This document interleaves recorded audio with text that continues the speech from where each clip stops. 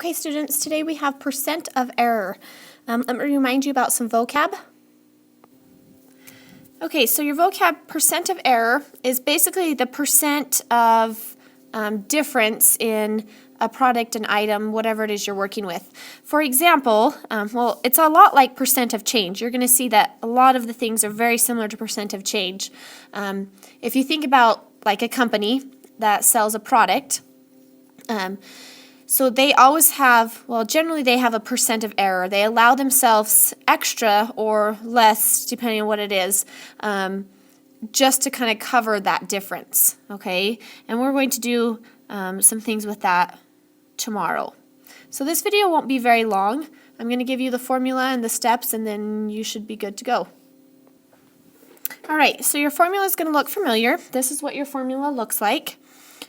You take the estimate.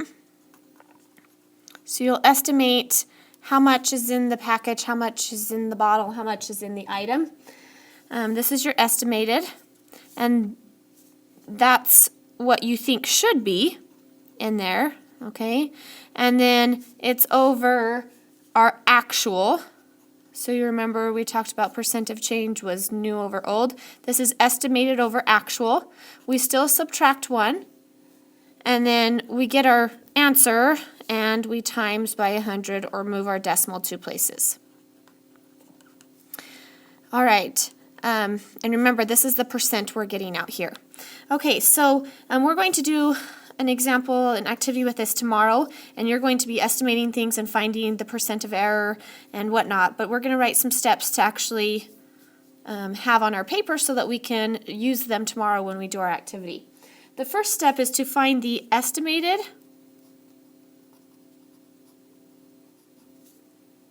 or what should be, what you think should be in there, amounts and actual amounts. Okay, so you're going to find the estimated, write it down, then you're going to actually count it, figure it out, look it up, whatever it might be, and find the actual.